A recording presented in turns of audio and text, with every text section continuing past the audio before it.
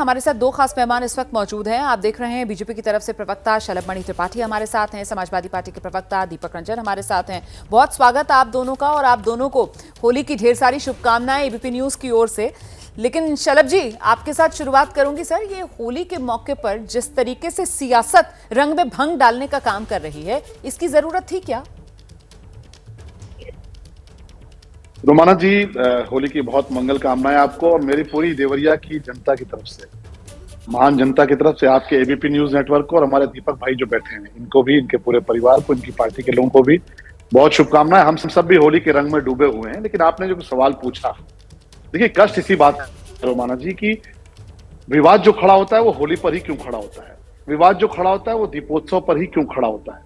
बहुत से मौके होते हैं जिनको विवाद खड़ा करना चाहें तो कई बार बकरीद को लेकर भी विवाद खड़ा कर सकते हैं, नहीं होता, हम भी नहीं चाहते कि हो। वो चाहे तो ईद पर भी विवाद खड़ा हो सकता है, हम भी नहीं चाहते कि हो, नहीं होना चाहिए। कोई भी पर्व जो होते हैं, कोई भी त्योहार होते हैं, मिलजुल कर मनाने के होते हैं। और हम लोगों ने तो बचपन से इन संस्कारों को देखा है कि कभी इस प्रकार का भाव नहीं रहा कि कौन किस धर्म की पृष्ठभूमि से आता है, कौन किस क्षेत्र की पृष्ठभूमि से आता है। कल भी हम लोगों ने होली का एक बड़ा आयोजन किया देवरिया में, हर वर्ग के लोग आए, हर क्षेत्र के लोग आए, और कहीं अनजाने में किसी के माथे पर टीका लग भी गया, चंदन का टीका लग भी गया, तो उसने मुस्कुराकर गले लगाया, हमने मिठाई खिलाई। ये भाव होना चाहिए। लेकिन कुछ लोग जिनको लगता है कि पॉलिटिकल खेती है, एक वर्ग जो है जिनको पॉलिटिकल खेती लगता है, जिन्होंने कभी कुछ किया नहीं उस वर्ग के लिए, न मकान दिया, न सड़क दी, न शौचालय दिया। आज अगर शौचालय कोई दे रहा है तो माननीय प्रधानमंत्री मोदी जी और माननीय मुख्यमंत्री जी दे रहा है। आप तो जानती है रोमाना जी, आप तो बहुत सीनियर जर्नलिस्ट है, कि कोई भेदभाव नहीं है। अगर कोई भी योजना आती है, कहीं भी नहीं लिखा, एज ए एमएलए मैं जब चिट्ठी लिखने बैठता हूं तो आप उठाकर देखिएगा, मैं प्रमाण सहित दे सकता हूं, कोई प्रमाण मांग सकता है कि मैं लिखता हूं चिट्ठी तो सभी वर्ग के लिए लिखता हूं। इलाज के लिए पैसा प्रधानमंत्री जी के कोष से, मुख्यमंत्री जी के कोष से लाखों लाख रुपए आते हैं, 15-15, 20-20 लाख रुपए आते हैं। लेकिन कौन है जो भड़काता है? जिनको लगता है कि ये वोट बैंक है, और ये केवल उत्तर प्रदेश में नहीं है, बिहार में भी है। एक वोट बैंक के तौर पर जो लोग इस्तेमाल करते रहे मुसलमान भाइयों को, उनको लगता है कि जब तक प्रवोक नहीं करोगे, जब तक इनको डराओगे नहीं। मैं तो कहता हूँ 7 साल से योगी जी की सरकार है, दंगे हुए क्या? कोई दंगा नहीं हुआ। लेकिन दंगों में नुकसान किसका होता है? दंगों में नुकसान सबसे ज्यादा अगर होता है तो गरीब व्यक्ति का होता है। सही बात। तो ऐसे में ये समझना चाहिए कि दंगे नहीं हो रहे हैं तो फायदा किसका हो रहा है? ठीक है, मैं जवाब ले लेती हूँ इस पर। दीपक रंजन जी हमारे साथ मौजूद है। दीपक रंजन जी, ये सियासत वोट बैंक समझकर मुसलमानों को, उनको भड़काकर, उनको डराकर समाजवादी पार्टी कर रही है। रोमाना जी, आपको और सभी को जो है माह रमजान और होली की हार्दिक बधाई, शुभकामनाएं। और खासतौर से हमारे मित्र, आज इत्तेफाक से होली से पहले मुलाकात हुई, सलभ भाई को बहुत ढेर सारी शुभकामनाएं। परिवार सहित आपको होली बहुत बहुत शुभ हो, मंगलकारी हो। देखिए रोमाना जी, एक आताताई और तानाशाही सरकार चल रही है आज की तारीख में देश और प्रदेश में, जिसके अधिकारियों का कोई उनके ऊपर निरंकुश नहीं है। इतने निरंकुश हो चुके अधिकारी, वो देखिए काम में वो विश्वास नहीं करते, वो बयानबाजी में विश्वास रखने वाले अधिकारी हैं। आज देखिए अनु चौधरी का जो बयान आया है, गैर संवैधानिक बयान है, जो माहौल बिगाड़ने का, आपसी सौहार्द बिगाड़ने का। ये सही है, जैसा कि शलभ भाई ने भी कहा कि भाई ये त्योहार होता है, सभी हिंदू, मुस्लिम, सिख, ईसाई सभी मिलजुल करके उसको मनाते हैं, आपसी सौहार्द से मनाते हैं। लेकिन ये इनका बयान एक गैर संवैधानिक बयान। अगर संविधान में कहीं लिखा है कि 52 जुमे अगर साल में होते, एक जुमा आप नहीं मनाओगे तो कोई बात नहीं। अरे भाई, इसका कोई हल निकालना चाहिए। इनको मौलवी मौलाना धर्म गुरुओं से अपील करनी चाहिए, उनसे मिलना चाहिए, उनसे कहना चाहिए कि अपने समाज के लोगों से आप अपील करोगे 2 बजे के बाद नमाज अदा कर लें। वो तो धर्म गुरु और मौलवी मौलाना तो पहले से अपील कर रहे थे कि भाई 2 बजे के बाद आप जुमे की नमाज अदा करो। लेकिन ये तुगलकी फरमान जो अनु चौधरी जी जिस तरीके से हीरो बन रहे हैं, डीएम साहब वहां पे मौजूद नहीं है क्या? एसएसपी साहब मौजूद नहीं है क्या? ये कौन होते हैं बयान देने वाले? ये देखिए इस तरीके का भड़काऊ बयान दे करके ये इनकी पूरी कवायद जो है वो सिर्फ एक प्राइम पोस्टिंग पाने के लिए। वो चाहते हैं कि इस तरीके की बयानबाजी करके हम हीरो बन जाए, हम अपने आका को खुश कर दें और हमको कहीं प्राइम पोस्टिंग मिल जाए। तो ये उचित नहीं है, ये आपसी स्वाद बिगाड़ने वाला बयान है। इस तरीके का बयान मैं समझता हूँ कि सरकार को, हमारे सरकार शलभ जी का रुख करें, मेरी आधा मिनट बस, रोमाना जी, बस मैं अपने माननीय विधायक जी से, हमारे मित्र, मैं इनसे इतनी गुजारिश करना चाहता हूँ कि ये इस टाइप के अधिकारियों के ऊपर अंकुश लगाएं, इनके खिलाफ कठोर से कठोर कार्रवाई करने का काम करें। अगर इस ऐसे अधिकारियों के ऊपर कार्रवाई नहीं होगी रोमाना जी, तो लोगों का मनोबल बढ़ेगा।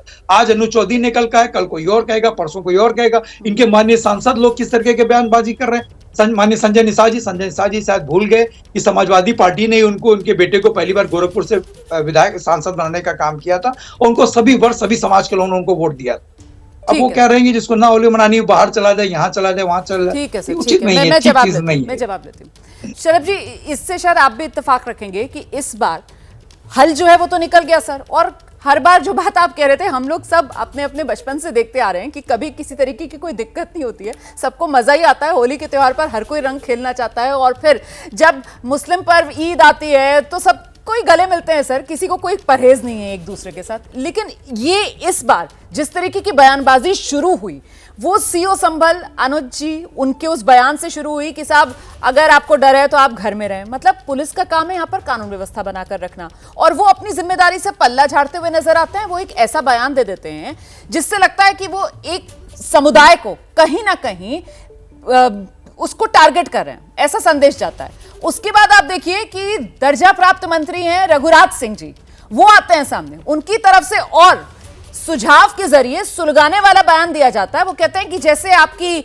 पत्नी बेगम हिजाब पहनती है ना, आप तिरपाल का हिजाब पहन लो अगर आपको रंग से दिक्कत है। अब डॉक्टर संजय निषाद आ गए, वो कह रहे हैं कि साहब जिन्हें रंग से परहेज है, घर नहीं वो देश छोड़कर चले जाएं। मतलब मैं समझ नहीं पा रही हूं सर कि इस तरीके के बयान क्यों दिए जा रहे हैं, और ये सारे बयान जो हैं वो सिर्फ एक ही तरफ से सामने निकल कर आ रहे हैं, क्योंकि दूसरी तरफ का कोई ऐसा बयान है नहीं अभी मेरी नजर में। अगर मैं मिस कर रही हूं तो प्लीज आप बताइए। मतलब ये इन 2-4 दिन के अंदर होली को लेकर, जुमे की नमाज को लेकर ऐसा माहौल बना दिया गया जैसे हिंदुस्तान में हम हिंदू मुसलमान मिलजुल कर रह ही नहीं सकते। क्यों? नहीं रोमाना जी, इस बयान की शुरुआत बिहार से हुई।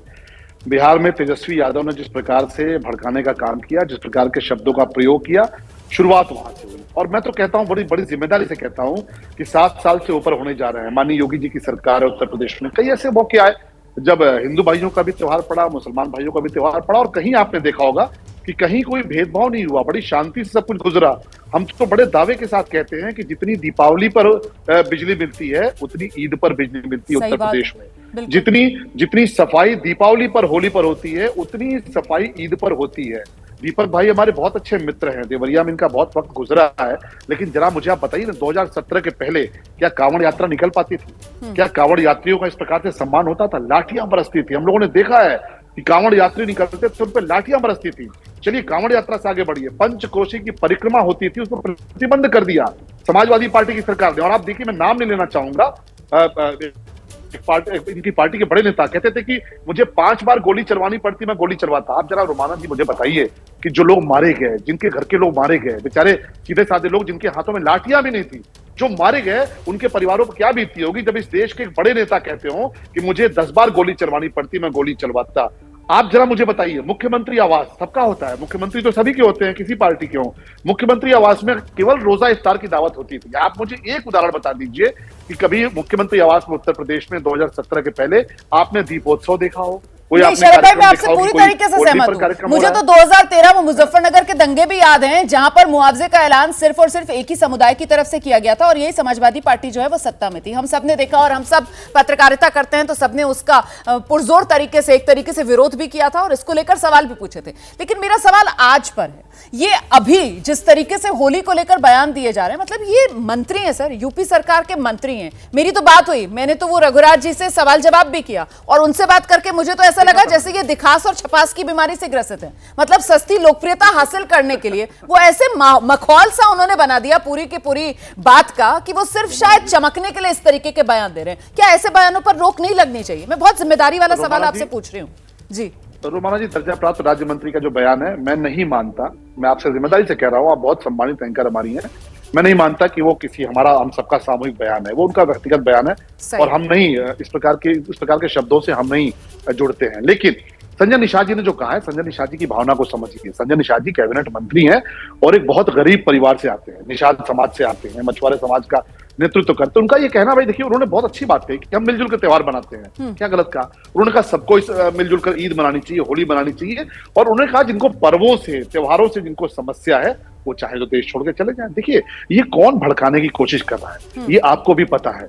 किसने मुस्लिम समाज को वोट बैंक बना के रखा? अभी हमारे दीपक भाई बोल रहे थे, दीपक भाई बहुत सारे जो मौलाना है, धर्मगुरु है, माननीय मुख्यमंत्री जी से जाके मिलते हैं। आप देखिए ना, उनकी बैठकें होती हैं अपने कार्यक्रमों को लेकर, अपने कामों को लेकर, अपनी समस्याओं को लेकर। और आज मुझे बताइए, 7 साल हो गए, किसी एक प्रमुख धर्मगुरु का नाम बता दीजिए, मुस्लिम धर्मगुरु का, जिसने माननीय मुख्यमंत्री जी की कार्यशैली की बुराई किया हो। क्योंकि उनको पता है कि नहीं, कोई भेदभाव नहीं है, ना प्रधानमंत्री जी में, ना मुख्यमंत्री जी में। आज मुख्यमंत्री जी हम सबको समझाते हैं, हम सबको सिखाते हैं, और भाषणों में कहते हैं कि कोई भी हिस्सा अगर छूटेगा तो पूरा शरीर बीमार कहा जाता है। प्रधानमंत्री जी भी कहते हैं ठीक कि है। अगर पैर की उंगली का भी मैं कोई जवाब टच लेती उठेगा हूँ। तो बीमार दीपक कहा रंजन जी, जाएगा। देखिए लगातार मुख्यमंत्री से लेकर प्रधानमंत्री तक बयान यही दिए जाते हैं कि साहब सबको साथ लेकर चलना है, लेकिन फिर क्या ये वोट बैंक की राजनीति है जो सिर्फ और सिर्फ मुसलमानों और बीजेपी के अंदर एक फासला बना रहे, उसको बढ़ावा देने की कोशिश करती है? आप देखिए यहां पर बात सर बड़ी साफगोई से हो रही है, और मैं तारीफ करना चाहती हूं शैलमणि त्रिपाठी की, वो जो दर्जा प्राप्त राज्य मंत्री हैं रघुराज सिंह, उनके बयान से उन्होंने खुद को अलग किया और वो कह रहे हैं कि साहब वो पार्टी की लाइन नहीं थी, इस तरीके के शब्दों का पार्टी इस्तेमाल नहीं करती है। आइए दीपक जी।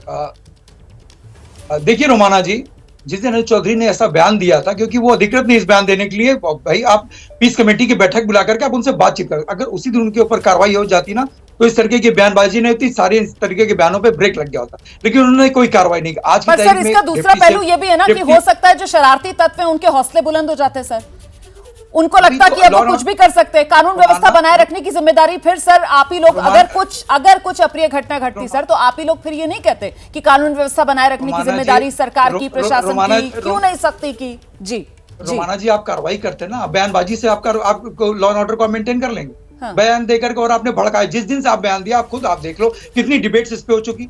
उन्होंने कहा, फिर राजमंत्री ने कहा, फिर अलग अलग लोग अलग अलग तरीके की बातें कर रहे हैं। सतीश गौतम ने क्या कहा, और देखिए डिप्टी सीएम केशव प्रसाद मौर्य जी क्या कर रहे हैं, होली को कंपेयर कर रहे हैं आप महाकुंभ से। महाकुंभ में स्टैंपेड हुआ, आप क्या चाहते हैं कि होली पे भी स्टैंपेड हो? 300 किलोमीटर का जाम लगा, लोगों को असुविधा, क्या चाहता है होली पे भी लोगों को सर असुविधा? उन्होंने तो कहा महाकुंभ जैसे सफल हुआ होली भी ऐसे बढ़िया तरीके से मनाएंगे। चलिए समय मेरे पास इतना ही है, माफ कीजिएगा मैं आगे इस चर्चा को नहीं बढ़ा पाऊंगी। बहुत धन्यवाद आप दोनों का हमारे साथ जुड़ने के लिए। एबीपी न्यूज की कामना यही कि हल निकल चुका है, अब सियासी बयानबाजी भी, ये होली और जुमे की नमाज एक दिन इस पर थम जानी चाहिए। रंग में भंग नेता ना डालें, यही बेहतर है, हिंदुस्तान के हित में है।